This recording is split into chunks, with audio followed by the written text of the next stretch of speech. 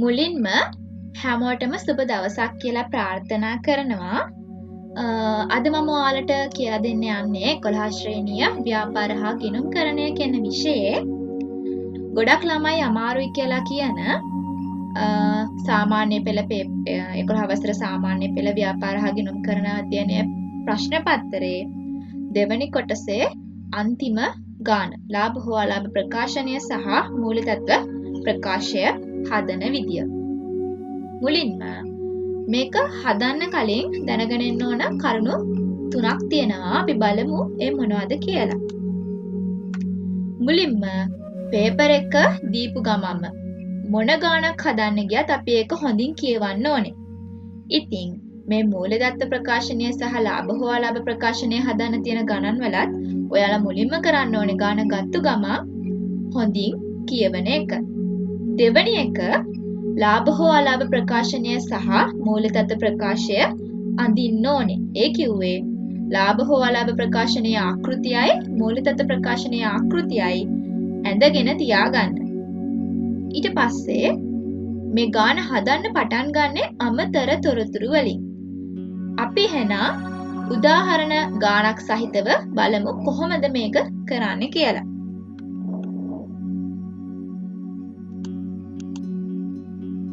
මම මුලින්ම කිව්වා අපි හොඳින් ගාන කියවන්න ඕනේ කියලා. එහෙනම් අපි ගාන කියවමු. උදාර ව්‍යාපාරයේ 2015 12:31 දිනට ශේෂ පිරික්සුම පහත දැක්වේ. ප්‍රාග්ධනය 5,45,000යි.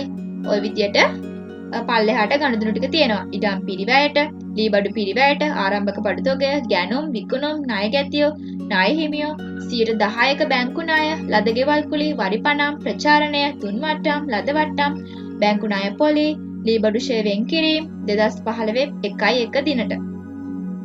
මුදල් ගෙනීමේ කුලී. ඔන්න ශේෂ පිරික්සුමේ ගණුදුණු ටික දීලා තියෙනවා.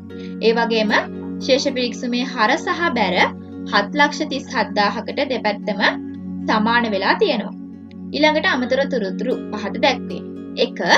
2015 12:31 දිනට අවසාන තොගය රුපියල් 10,000කි.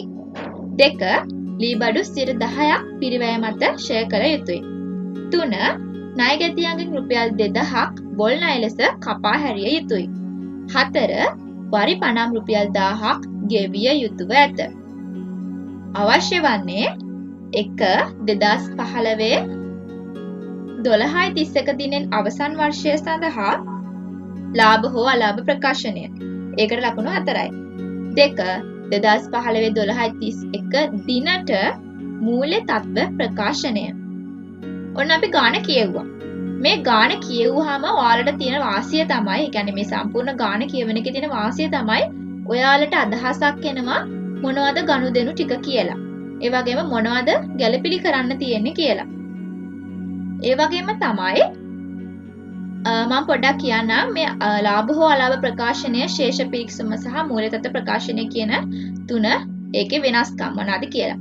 මේ ශේෂ පිරික්සුමේ තියෙන්නේ ඒ අදාළ ව්‍යාපාරයේ අවසාන දිනට එදා දවසේ ඒ ගිණුම් වර්ෂය අදාළ මේ ගිණුම් හදන දවසට අදාළ ව්‍යාපාරයේ විච්ච ආදායම් සහ වියදම්, මුදලින් ලැබිච්ච දේවල් සහ මුදලින් ගෙවපු දේවල් එදා දවස අතුරුත කරපු ගනුදෙනු ටික විතරයි. එදා වෙනකොට කරපු ගනුදෙනු ටික විතරයි මෙතන තියෙන්නේ. අපිට මේකෙන් කියන්න බෑ මේ ව්‍යාපාරයේ සම්පූර්ණයෙන්ම ඒ වර්ෂයටම අදාළ දේවල් ටික මෙතන තියෙනවයි කියලා. සමහරක් ඒවා වැඩියෙන් ගෙවලා තියෙන්න පුළුවන්. සමහරක් දේවල් අඩුවෙන් ගෙවලා තියෙන්නත් පුළුවන්. සමහරක් දේවල් අඩුවෙන් ලැබිලා තියෙන්න පුළුවන්. සමහරක් දේවල් වැඩියෙන් ලැබිලා තියෙන්න පුළුවන්. ඒ කියන්නේ වර්ෂයට අදාළ දේවල්ම මෙතන තියෙනවයි කියන එක අපිට කියන්න බෑ. එතකොට ශේෂ පිරික්සුමේ තියෙන්නේ ඒ එදා දිනට ඒ දින වෙනකොට මුදලින් ලැබිච්ච ආදායම් සහ වියදම් නැත්නම් ලැබීම් සහ ගෙවීම් ටික විතරයි. ඊළඟට ලාභ හෝ අලාභ ප්‍රකාශනය කියලා කියන්නේ ඒ වර්ෂය. වර්ෂයක් කියන්නේ මාස 12ක්නේ. පටන් ගන්නේ 2015 1/1 දිනෙන් නම් 12:31 දින. ඒ කාල පරාසයේ වර්ෂය ඇතුළත අපිට ලැබුණා හෝ නොලැබුණා, ඒ කියන්නේ වර්ෂයට අදාළ ආදායම් සහ වියදම් කියන දේවල් අනිවාර්යයෙන්ම ලාභ හෝ අලාභ ප්‍රකාශනයේට ඇතුළත් වෙන්න ඕනේ. එතකොට මූල තත්ත්ව ප්‍රකාශනයෙන් පෙන්වන්නේ එදා දවසට මූල තත්ත්වය. වත්කම්, වගකීම්, හිමිකම් කොයි විදියටද තියෙන්නේ කියන එක තමයි බලන්නේ. එතකොට ලාභ හෝ අලාභ ප්‍රකාශනය හදනකොට සැලකිලිමත් වෙන්න ඕනේ. ගෙව්වා හෝ නැත්නම්, ලැබුණා හෝ නැත්නම් වර්ෂයට අදාළ සියලුම ආදායම් සහ වියදම් ලාභ හෝ අලාභ ප්‍රකාශනයට ඇතුළත් කරන්න ඕනේ කියන එක. හොඳයි. අපි දැන් ගානක් කියව ගත්තට පස්සේ ඊළඟට කරන්න ඕන දේ තමයි අපි මේ ගනුදෙනු මොන මූලිකාංගයටද අයිති? ගිණුම් කරන මූලිකාංගය. මොනවද ගිණුම් කරන මූලිකාංග කියන්නේ? වත්කම්, වගකීම්, හිමිකම්, ආදායම් සහ වියදම්. ඔන්න ඔය පහෙන් මොකේටද අයිති වෙන්නේ සහ මොකේටද මෙන්න මේ ගනුදෙනු මේ දෙකෙන් මොනවටද යන්නේ කියන එක අපි අදහසක් ගන්න ඕනේ. ඔයාලට පේපර් එක දුන්නාම පැන්සලෙන් ලියා ගන්න මේ ගනුදෙනු ඉස්සරහින් මේක යන්නේ මොකේටද කියලා. ප්‍රාග්ධනය යන්නේ මූල තත්ත්ව ප්‍රකාශයට. ඉඩම් පිරිවැයට කියන එක යන්නේ මූල තත්ත්ව ප්‍රකාශයට. ලීබඩු පිරිවැයට මූල තත්ත්ව ප්‍රකාශයට. ආරම්භක පඩතුක ලාභ ප්‍රකාශයට. ගැනු ලාභ ප්‍රකාශයට. විකුණුම් ලාභ ප්‍රකාශයට. ණය ගැතිය ජංගම වත්කම් මූල තත්ත්ව ප්‍රකාශයට. ණය හිමියෝ ජංගම වගකීම් මූල තත්ත්ව ප්‍රකාශයට. ඊළඟට 10%ක බැංකු ණය. මෙන්න මේ ගැළපිල්ල. ඔයාලා බලන්න අනිවාර්යයෙන්ම මෙන්න මේක ගැන සැලකිලිමත් වෙන්නම ඕනේ. ඒකට හේතුව තමයි අමතර තොරතුරු වල දීලා නොතිබ්බත් ඔයාලට මෙතන ගැළපිල්ලක් කරන්න අනිවාර්යයෙන්ම එනවා. ගොඩක් වෙලාවට එනවා. මෙතන බැංකු ණය සම්බන්ධයෙන් ඔයාලට අමතර තොරතුරුවත් ගැළපිල්ලක් කරන්න කියලාවත් විශේෂයෙන් දීලා නැහැ. නමුත් අපි මේක කරන්න ඕන ගැළපිල්ලක්. ඒ හින්දා මේකට ඔයාලා මාක් එකක් දාගන්න ගාන කියවන අවස්ථාවේදීම. ඒකට හේතුව 10%ක බැංකු ණය කියලා කියන්නේ බැංකු ණයක් කියන්නේ මොකද්ද? ජංගම නොවන වගකීමක්. දිගු කාලීන වගකීමක්. ඒක යන්නේ මූල තත්ත්ව ප්‍රකාශයටනේ. එතකොට මේකේ පොලිය 10%යි කියලා කියන්නේ බැංකු ණය 35000ක් නම් 10%ක් කියලා කියන්නේ 3500ක් පොලි. ඒ වගේම තමයි ශේෂ පිරික්සුමේ ආයෙත් බලන්න බැංකු ණය පොලි මොන හරි තියනවද කියලා. අපි මෙහෙම බලන් ගියාම බැංකු ණය පොලි මෙතන තියෙනවා 3000ක්. හොඳයි. 35000කට 10%ක් කියන්නේ 3500ක්. වර්ෂයට අදාළ පොලිය 3500යි. නමුත් ශේෂ පිරික්සුමේ හැටියට බැංකු ණය පොලි ගෙවලා තියෙන්නේ 3000යි. මම ඔයාලට ඉස්සෙල්ලත් කිව්වා ශේෂ පිරික්සුමේ වර්ෂයට අදාළ ඔක්කොම ටික නැහැ. 3500ක් ගෙවන්න ඕන නමුත් ගෙවලා තියෙන්නේ 3000යි. එහෙනම් තව 500ක් ගෙවිය යුතුයි. එහෙනම් අපි මේ 500 ගැන සැලකිලිමත් වෙන්න ඕනේ. ඒ 500ත් මේ ගාන හදද්දී සම්බන්ධ කරන්න ඕනේ. අන්න ඒක ඔළුවේ තියාගන්න. ඒ හින්දා ඔයාලා ගාන කියවද්දී අනිවාර්යයෙන් මේ බැංකු ණය කියන එක සහ බැංකු ණය පොලි කියන දෙක හොඳට කල්පනාවෙන් බලන්න. හොඳයි. බැංකු ණය පොලි මූල තත්ත්ව ප්‍රකාශයට ලද ගෙවල් කුලී ලාභාලාභ ප්‍රකාශයේ වෙනත් ආදායම් වලට පරිපණම් ලාභාලාභ ප්‍රකාශයක ගැළපිල්ලක් කරන්නත් තියෙනවා. ප්‍රචාරණය ලාභාලාභ ප්‍රකාශනයේ බෙදා හැරීමේ වියදම්, දුන්වට්ටම් ලාභාලාභ ප්‍රකාශනයේ බෙදා හැරීමේ වියදම්, ලදවට්ටම් ලාභාලාභ ප්‍රකාශනයේ ඒක වෙනත් ආදායම්, බැංකු ණය පොලිත් ලාභාලාභ ප්‍රකාශනයේ මූල්‍ය වියදම්, ලීබඩු ෂෙය වෙන් කිරීම. ඊළඟට ෂය. ලීබඩු ෂෙය වෙන් කිරීම මූල තත්ත්ව ප්‍රකාශයට එන්නේ සම්මුචිත ෂය වලට එකතු වෙන්න විතරයි. මෙන්න මේ ෂය වෙන් කිරීම කියන එක අදාළ වෙන්නේ මූල තත්ත්ව ප්‍රකාශයේ සමුචිත ෂය.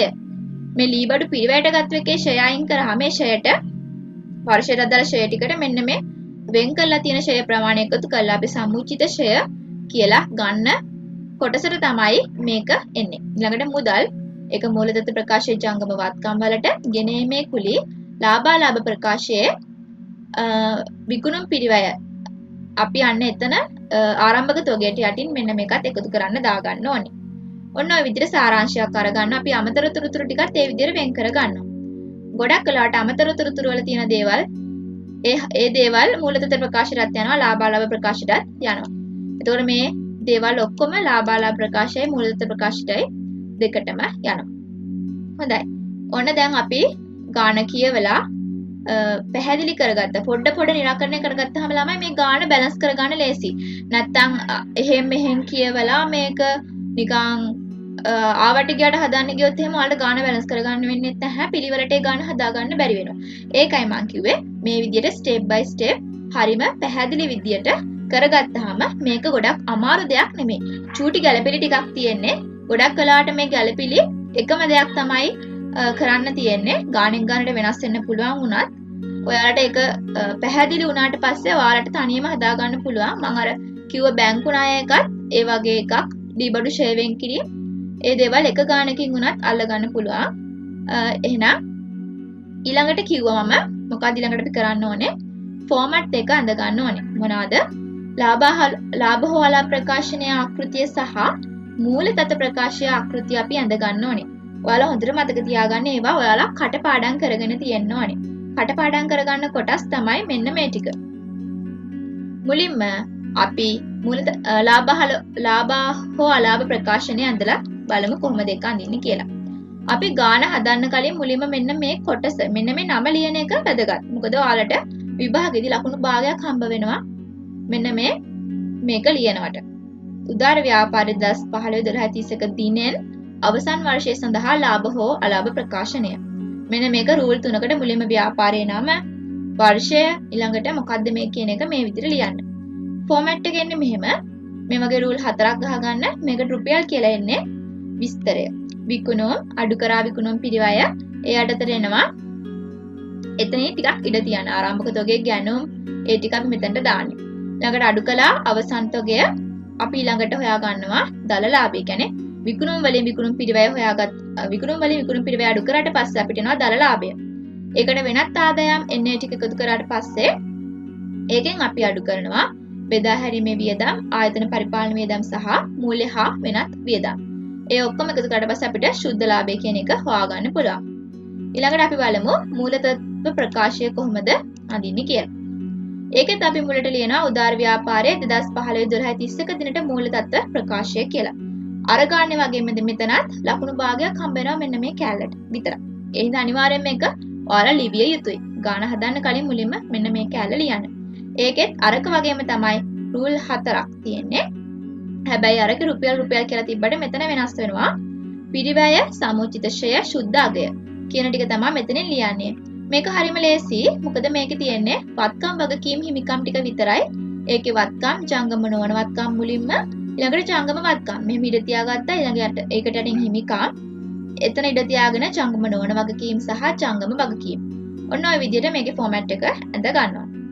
හරිම ලේසි. මෙන්න මේක නම් මතක තියාගන්න. හොඳයි. අපි එහෙනම් අමතර තොරතුරු වලින් පටන් අරන් ගානට යමු. මුලින්ම මේකේ කියනවා 2015 12:31 දිනට අවසාන තොගය රුපියල් 10000යි කියලා. මේක මූල තත්ත්ව ප්‍රකාශයටත් යනවා, ලාභාලාභ ප්‍රකාශයටත් යනවා. ලාභාලාභ ප්‍රකාශයේ විකුණුම් පිරිවැය යටතේ අවසන් තොගය කියන එකේදී අඩු වෙන්න ඕනේ රුපියල් 10000යි කියලා. දෙවෙනි තීරුවෙන් දාන රුපියල් 10000යි කියලා. ඊළඟට මූල තත්ත්ව ප්‍රකාශයේ ජංගම වත්කම් යටතට අවසන් තොගය කියලා 10000ක් දානවා. එතකොට ඔයාලා දැක්කා මූල තත්ත්ව ප්‍රකාශයටත් එක ගියා, ලාභාලාභ ප්‍රකාශයටත් ගියා. අපි ඒ ගනුදෙනු කරලා ඉවර වෙච්ච ගමන් මෙතනින් පැන්සලෙන් රයිට් එකක් දාගන්න. එතකොට අපි දන්නවා අපි ඒක කරලා ඉවරයි කියලා. ඊළඟට ලී බඩු 10%ක් පිරිවැය මත ෂෙය කළ යුතුයි. ඊට පස්සේ ලී බඩු පිරිවැයට කොච්චරක් තියෙනවද කියලා බලනවා.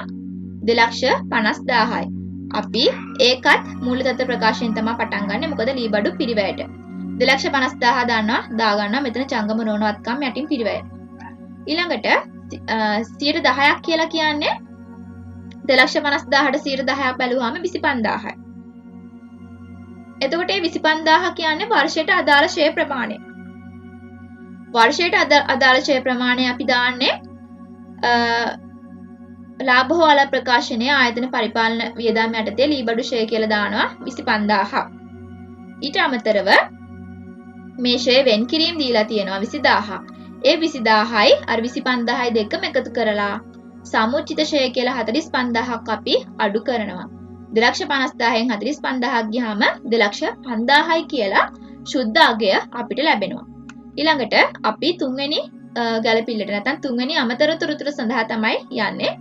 ඒකේ කියනවා ණයගැතියන්ගෙන් රුපියල් 2,000ක් බොල් ණය ලෙස කපා හැරිය යුතුයි කියලා. අපි බලමු මේකේ බොල් ණය කියලා එකක් අපිට අහුණාද නැහැ.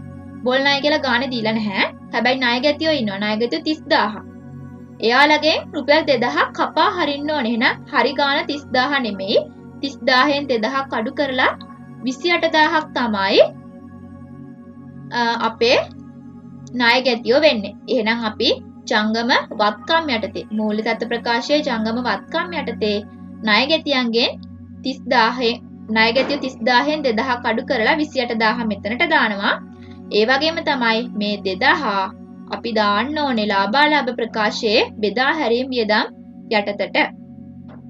හොඳයි. ඊළඟට වරි පණම් 1000ක් ගෙවිය යුතුයි. ගෙවිය යුතුයි කියලා කියන්නේ අපි බැඳිලා ඉන්නවා. අපි ගෙවන්න ඕනේ වගකීමක්. උපචිත වියදම්. උපචිත වරි පණම් රුපියල් 1000ක්. අපි බලමු ශේෂ පිරික්සුමේ වරි පණම් කීයක්ද තියෙන්නේ කියලා. රුපියල් 3000ක් වරි පණම් ගෙවලා. හැබැයි තව 1000කුත් ගෙවන්න තියෙනවා. එහෙනම් වර්ෂයට අදාළ කොටස කොච්චරක්ද? මේ 3000ට 1000 එකතු වෙන්න ඕනේ. එහෙනම් වර්ෂයට අදාළ කොටස අපි දානවා මෙතන ලාභ හෝ අලාභ ප්‍රකාශනයේ ආයතන පරිපාලන වියදම් යටතේ රුපියල් 4000යි කියලා. ඒ වගේම තමයි උපචිත වරි පණම් කියලා රුපියල් 1000ක් දානවා මූල්‍ය තත්ත්ව ප්‍රකාශයට. ඔන්න ඒ ගැළපිල්ලත් හරි. එහෙනම් අපි මේ ගැළපිලි දෙකම කරලා ඉවරුනාට පස්සේ අපිට තියෙන්නේ මෙන්න මේවා කරපු දැන් මේ ණය ගැතිය අපි ගත්තනේ. ඒවා මාක් කරා අයින් කරා. ඉඩම් ගත්තා ඒකත් අපි අයින් කරනවා. සෝරි ඉඩම් ගත්තේ නැහැ. ලීබඩු ගත්තා අපි ඒකත් අයින් කරන්න ඕනේ. මෙතනින් ගත්ත ඔක්කොම ටික අයින් කරලා ඉතුරු ඒවා ටික අපි හදාගෙන යන්න තමයි දැන් ඕනේ. ප්‍රාග්ධනය 545000ක් තියෙනවා. ඒක යන්නේ මූල්‍ය තත්ත්ව ප්‍රකාශයේ හිමිකම් යටතට. ඒක දානවා මෙන්න මේ අන්තිම තීරුවට. ඊළඟට ඉඩම් පිරිවැයට. ඒකත් දානවා 330000යි කියලා ජංගම නොවන වත්කම් යටතට. ඊළඟට ආරම්භක බඩු තොගේ. ඒ කියන්නේ ලාභාලාභ ප්‍රකාශයේ විකුණුම් පිරිවැය යටතට මෙතනින් ආරම්භක තොගේ 7000යි කියලා දානවා. ගැණුම් 50000ක් තියෙනවා. ඒකත් මෙතනින් දානවා ගැණුම් කියලා. ඊළඟට අපි ණය ගැතියෝ දැම්ම ණය හිමියෝ. ණය හිමියෝ කියලා කියන්නේ මූල්‍ය තත්ත්ව ප්‍රකාශයේ ජංගම වගකීමක්. අපි ඒක දානවා මූල්‍ය තත්ත්ව ප්‍රකාශයේ ජංගම වගකීම් යටතට. ඊළඟට 10%ක බැංකු ණය මම ඉස්සරත් කතා කරා කියලා දුන්නා 35000ක් තමයි බැංකු ණය. ඒක දානවා ජංගම නොවන වගකීම් කියලා. එතකොට ලාභ හෝ අලාභ ප්‍රකාශනයට දානවා බැංකු ණය පොලී කියලා 3500ක්. මොකද 35000ට 10%ක් 3500යි. ඒ වගේම තමයි මෙතන බැංකු ණය පොලිය ගෙවලක් තියෙනවනේ 3000ක්. එහෙනම් තව ගෙවිය යුතුයි. උපචිතයි මොනවද? උපචිත බැංකු ණය පොලී කියලා 500ක් අපි දානවා මූල්‍ය තත්ත්ව ප්‍රකාශයේ ජංගම වගකීම් යටතට. ඊළඟට ඒකත් එක්කම ලද ගෙවල් කුලී. ලද ගෙවල් කුලී කියලා කියන්නේ ආදායමක් වෙනත් ආදායම් යටතේ ලද ගෙවල් කුලී කියලා 4000ක් දානවා. ඊළඟට ප්‍රචාරණය කියලා කියන්නේ බෙදා හැරීම් වියදම් යටතට එන්නේ ලාභ හෝ අලාභ ප්‍රකාශනයේ බෙදා හැරීමේ වියදම් වල ප්‍රචාරණය කියලා දානවා 5000ක්. දුන් වට්ටම් කියලා දානවා 800ක්. මෙතන දුන් වට්ටම්. ලද වට්ටම් 1000යි. ලද වට්ටම් 1000 එන්නේ වෙනත් ආදායම් යටතේ මෙන්න මෙතනට 1000යි. අපි ඊළඟට බැංකු ණය පොලිය ගත්තා. ලීබරු ෂේවෙන් කිරීම එකත් ඕකේ. මුදල් 50000යි. ඒක එන්නේ මූල්‍ය තත්ත්ව ප්‍රකාශයේ ජංගම වත්කම් යටතට. ඊළඟට ගෙනීමේ කුලී 8200යි. ඒක එන්නේ විකුණුම් පිරිවැය හොයද්දී මෙන්න මේ මෙතනට. හොඳයි. අපි ගනුදෙනු ටික ඔක්කොම දාලා ඉවරයි. දැන් බලමු කොහොමද ගාණ හදාගන්නේ කියලා. මුලින්ම අපි ලාභ හෝ අලාභ ප්‍රකාශනයෙන් තමයි මේ ටික එකතු කරන්න පටන් ගන්නේ. නැත්නම් අපි මේක කැල් කරන්න පටන් ගන්නේ ලාභ හෝ අලාභ ප්‍රකාශනයෙන්. 120000 හැමමයි මෙන්න මේ ආරම්භක තොගේ ගැනුම් ගෙනීමේ කුලී මේ ටික එකතු කරනවා 65200ක් ඇවිල්ලා තියෙනවා. ඒකෙන් අවසන් තොගේ 10 අඩු කරාම 55200ක් ඇවිල්ලා තියෙනවා. 120000 මේක අඩු කරාම 64800ක් ඇවිල්ලා තියෙනවා. මේව දාන තැන් හොඳට බලා ගන්න. ළඟට ලද ගෙවල් කුලී ලද වට්ටම් මේ දෙක එකතු කරා 5000යි 64800ට 5000ක් එකතු කරාම 69800යි. ඊළඟට මේ වියදම් බෙදා හැරීම ආයතන පරිපාලන මූල්‍ය කියන ඒවා මෙන්න මේ පළවෙනි තීරුවට තමයි ඔක්කොම දාන්නේ. ඒවා එකතුව අරගෙන දානවා මෙන්න මේ දෙවෙනි තීරුවේ. මේක එකතුව 7800යි මේක එකතුව 29000යි මේක එකතුව 3500යි. මේ අතරින් වරහන් දාලා තියන්නේ ඇයි? මේ ඔක්කොම මෙන්න මේ ගාණෙන් අඩු කරන්න තියෙන දේවල්. මේ ටික ඔක්කොම එකට එකතු කරලා මෙහෙම වරහණක් ඇතුළට දානවා. මොකද 7829යි 3.5 මේ ටික එකතු කරනවා. ඍණ ටිකක් එකතු කරන්න තියෙන්නේ. එකතු කරලා මේ ගානේ මේ මුළු ගානම අඩු කරනවා. එතකොට එනවා අපිට 29500යි. අපි 29500 තමයි ශුද්ධ ලාභයේ විදියට මෙතන ඇවිල්ලා තියෙන්නේ. ඊළඟට මේ ශුද්ධ ලාභය අරගෙන යනවා අපි මූල්‍ය තත්ත්ව ප්‍රකාශයේ මෙන්න මේ හිමිකම් යටතේ ප්‍රාග්ධනයට එකතු වීමක් විදියට. ප්‍රාග්ධනයට එකතු කරන ශුද්ධ ලාභය 29500. හදිස්සියවත් අපිට ශුද්ධ අලාභයක් ආවනම් ඒක අපි මෙතනින් අඩු කරන්න ඕනේ. එහෙනම් මේකට වරහණක් එනවා. මේක ඇවිල්ලා තියෙන ශුද්ධ ලාභයක් නිසා අපි ප්‍රාග්ධනයට එකතු කරනවා 29500යි කියලා. ඊළඟට මෙතනින් පටන් ගන්නවා අපි ගාන කැල් කරන්න. මෙතන 25000න් 45000 2,50,000 ඒක අපි ගත්තා. ඉඩම් මේ ටික එකතු කරා මෙතනට ගත්තා. සමුචිෂය මෙතනට ගත්තා. මේ දෙක එකතු මෙතනට ගත්තා. මෙතනින් අපි මේ ගාන සමාන කිරීම දාලා ඉවර කරනවා. මේක ඔහොමම තියෙද්දි ජංගම වත්කම් වල සම්පූර්ණ එකතුව මෙන්න මෙතනට ගන්නවා. ඊට පස්සේ මේ දෙක එකතු කරලා 6,23,000ක් ඇවිල්ලා තියෙනවා. මේ තමයි මුළු වත්කම් වල එකතුව. ජංගම නොවන වත්කම් සහ ජංගම වත්කම් දෙකම එකතු කරාම එනාගේ මෙතන. අපේ මේ ගාන බැලන්ස් වෙනවා නම් මෙන්න මේ ජංගම නොවන වත්කම් ජංගම වත්කම් වල එකතුව සමාන වෙන්න ඕනේ හිමිකම් සහ වගකීම් කියන දෙකේ එකතුවට. ඊළඟට හිමිකම ප්‍රාග්ධනය මෙන්න මේ ටික එකතු කරනවා. ජංගම නොවන වගකීම් කොච්චරද කියලා ගන්නවා. ජංගම වගකීම් කොච්චරද කියලා මෙතනට ගන්නවා. ඊළඟට අපිට මේ ඔක්කොම ටික එකට එකතු කරාම 6,23,000ක් එනවා.